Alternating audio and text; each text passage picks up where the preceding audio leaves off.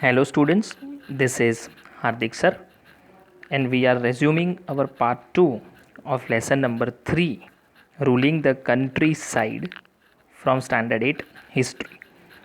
In the last video you had completed up to the question number 12.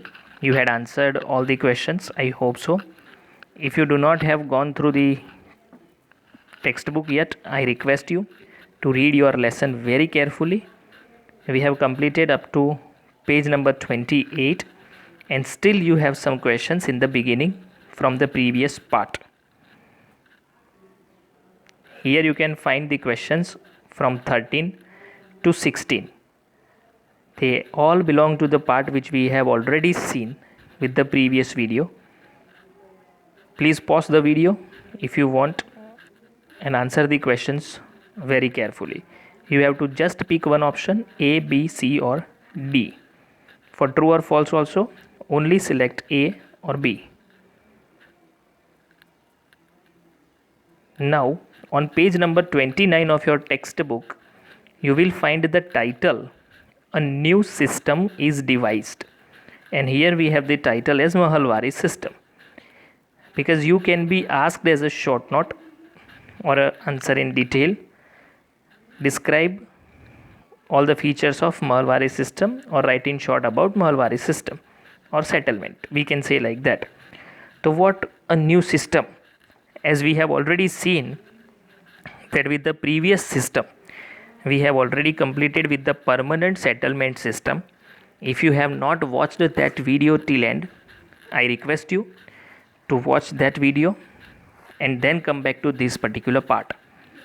So that system had lot of problems, and because of that only, by the early 19th century, the officials of the company means EEIC, the officials of the company were convinced that the system of revenue had to be now changed again. Means now they had to plan something new. Means they had to now change the revenue system. We have seen with permanent settlement system, as there were certain problems, so to overcome those problems, they had to now change the system, and the new system came to be known as Mahalwari settlement system. Now what is Mahal? That also can be a word for you to be known. So Mahal, on the page 29 itself you will find that in British revenue records, Mahal is a revenue estate which may be a village or a group of villages. Means the village was known as Mahal. We can say Mahal means a village or a group of village. So this system came into existence after permanent settlement system. This system was introduced by Holt Mackenzie. As you can find, Mackenzie was convinced about the importance of village in the North Indian society. What was important about it? The culture, the social custom, the social bonding with each other, that was very important. He wanted to preserve this important social institution. Village is the basic structure, and for that only he wanted to preserve this social institution. So he sent collectors. Collectors were the people who were collecting revenue, means who were collecting the taxes. So he sent collectors to different villages to take a survey. As we have seen with the first lesson itself, survey first. So Britishers were more dependent on survey.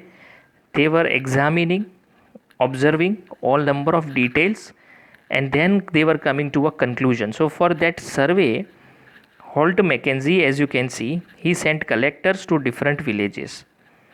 Data whatever received by that time. So data was received about the land size and type of customs, and also the rights of different groups were collected. So such data regarding land size and type and customs and rights of different groups in the village, such all data was collected and the revenue estimation was done for each village. Means on the basis of this data only, they had come to such conclusion. The village was what also known as Mahal, and hence this system came to be known as Mahalwari system. So Mahalwari system, that was a system of collecting revenue which was introduced by Holt Mackenzie in 1822. So as this system was introduced, I'm repeating, it was introduced by Holt Mackenzie in 1822. The system came into effect in 1822. So according to the title, Mahalwari, as we know, as Mahal, that means village. So that's why this system came to be known as Mahalwari system. It was also decided to revise the revenue demand periodically, which was not there in permanent settlement system. You have studied that in permanent settlement system the revenue was fixed, but it was fixed at very high rates, which was even not very easy to pay by the zamindars. But in this system they had overcome that error, means that mistake, means in this system the revenue will be revised periodically. The village headman was given this duty, means this responsibility to collect the revenue. So this is the system you can find, Mahalwari system. Now as per the system you will have the questions. So if you have not gone through the textbook, I request you to go through, or else once again you can pause here and go through the data whatever is mentioned here, and then continue with the questions. So with the next part you will find some questions related to Mahalwari system of revenue. So here are your questions. Now I hope you have completed all the answers, and we will continue with the next revenue system. But in the beginning we find the picture of Thomas Munro. Who was Thomas Munro? You can find the same picture on your textbook, page number 29. Thomas Munro was the governor of Madras, and his period ranged as a governor of Madras from 1829 to 1826. So Thomas Munro has also introduced a system of revenue. So we have seen something about the north. Now we are going to study something about the south. So we have seen in the north we had the system known as Mahalwari system, but in the south, as the system was introduced by Thomas Munro, the governor of Madras, so that system came to be known as Munro system. But we have also another name for that, we will see very soon. The British territories which were in the south, means British, they had the control over the entire part. Now the territories which were under their control in the south, there was a similar move away from the idea of permanent settlement. Means in the north also they had the idea to change the system. In the south also they had the idea to change the revenue system, and the new system which came into existence after permanent settlement in south came to be known as the Rayatwar or Rayatwari system. Rayatwar or Rayatwari system it came to be known as, and why it came to be known as Rayatwari, you can come to know. You will find the word here, we have the meaning. Rayats means cultivators, the grassroots level people who were cultivating the land, who were tilling the land and getting the production. So this system dealt directly with the cultivators, and that's why it came to be known as Rayatwari system.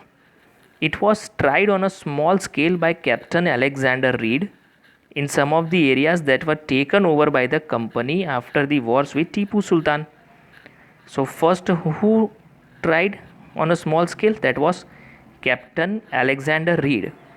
After the war with Tipu Sultan, means the areas which were under the control of EEIC, on those areas this system was tried on a small scale, and then subsequently developed by Thomas Munro. This system was gradually extended all over South India. So that's why you can find after permanent settlement system, permanent settlement revenue system got changed and came to be known as Rayatwari system, also known as the Munro system, because it was developed by Thomas Munro. So Reed and Munro felt that in the south There were no traditional zamindars. As we have seen in the permanent settlement system, zamindars means they were the rajas and talukdars. They were recognized as zamindars according to permanent settlement system. But in the south there were no such people. So they argued that the settlement had to be made directly with the cultivators, as we discussed, and those cultivators were known as rats. So, as the system dealt directly with the cultivators, the system came to be known as Rayatwari system. Their fields had to be carefully and separately surveyed before the revenue assessment was made. So, again, you can find the survey of the land. Very carefully, the survey was taken over, and according to that survey, the revenue, the tax will be decided. Munro thought that the British should act as paternal father figures, means they would be the protectors of riots, means they would be the protector of cultivators. As they will protect the cultivators who is tilling the land, who gives them the production, who gives them the revenue, then definitely that would be more beneficial for the riots and as well as for them. So both of them can earn, they can earn a very good revenue, and being the protector of the riots also will earn very good amount from their production itself. Next you can find that we will have the questions from the Munro system. If you have not gone through the textbook, again I am requesting read this particular part and answer the questions following. You will find here the questions 21 to 25. I want you all to answer honestly. If you want to pause, you can pause and then continue with the video. On the next page number 30, you will find the title All Was Not Well. We have the title that is Problems of Excessive Revenue Demand. Means we have seen different revenue systems implemented by the company. Means company officials, as per their wish, they introduced different revenue systems. Within a few years after the new systems were imposed, there were number of new systems. We have seen the three systems: permanent settlement system, Mahalwari settlement system, and Rayatwari settlement system. You should know each and every single detail about these also. So within a few years after the new systems were imposed, it was clear that all was not well, as you can find the title on page number 30. Keep your textbooks open if possible. So it was clear that all was not well with them. Means again and again they were refreshing the system, but nothing was still in a proper way. So driven by the desire to increase the income from land, as they were they had the plan to increase the income. They only wanted to increase the income from land. Revenue officials fixed too high a revenue demand. So you can come to know, because of their greed, they were increasing the revenue again and again.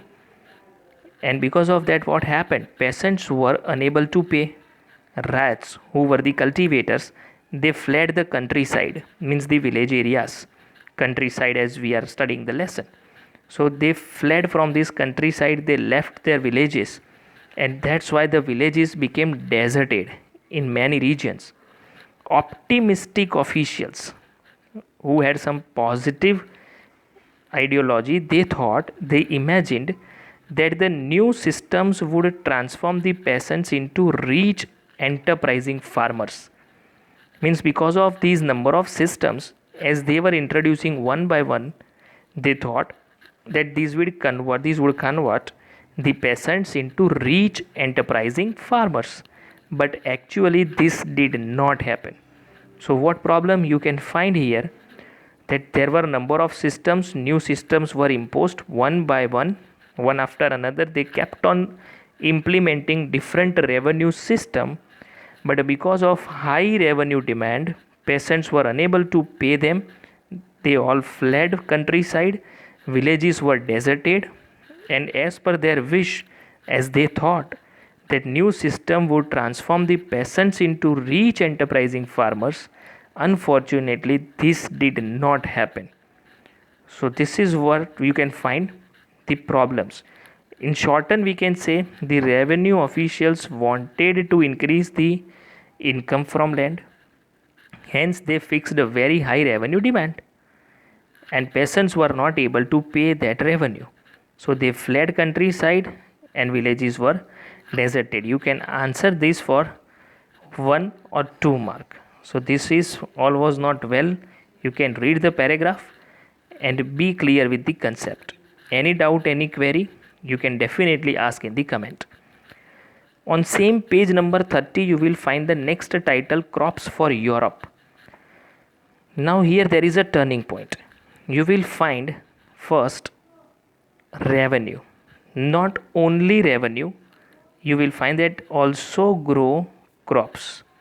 What I mean to say by this means the British officials now started feeling, they realized that this countryside, means these village areas particularly, they were not meant only for revenue. Means for them they would not produce only revenue, but they could also grow crops that Europe required. Means first they will earn the revenue, and as well as second the crops which are required in the European market. So this countryside can provide both the things. They could provide them revenue and also provide them the goods, means the crops which were required in the European market. By the late 18th century, the company, just focus again, late 18th century, the company was trying its best to expand the cultivation of opium and indigo. So the most important thing, which two crops it wanted to expand for cultivation, that is opium and indigo. In the century and a half, means subsequently within 150 years, we will be just going through the shortened part of this particular paragraph. In the century and a half that followed, the British persuaded or forced, means we can say they forced the cultivators, means the farmers in various parts of India to produce other crops. Here you can find not only revenue but also crops. It means now they started forcing the cultivators to grow the crops of their requirement. And which were those crops? They were like jute in Bengal, tea in Assam, sugarcane in Uttar Pradesh, that was known as United Provinces by that time, wheat in Punjab, cotton in Maharashtra and Punjab, and rice in Madras. So as you can come to know, crops for Europe, that is, I wanna say that revenue and crops, means they wanted to fulfill both the requirements from the countryside. They also will have the high revenue and also will have the crops for Europe. So these were the conditions. You can find the summary here. By the late 18th century, the company was trying for the expansion of the cultivation of opium and indigo. Within subsequently 150 years, number of crops they forced the cultivators to grow, like jute, tea, sugarcane, cotton, wheat and rice. So they had to be supplied to Europe, and that's why the title has been given as Crops for Europe. Below that particular paragraph you will find two figures, figure 5 and figure 6. That is, first you can find a kalamkari print, that is the 20th century India. The second you can find, that is a Morris cotton print, late 19th century England. So here you can find the both of this. So you have the particular pictures over here. So these were the cotton prints. Means now we have actually a paragraph, does color have a history? But yes, really a color have a history, and that history is created by the Indian indigo.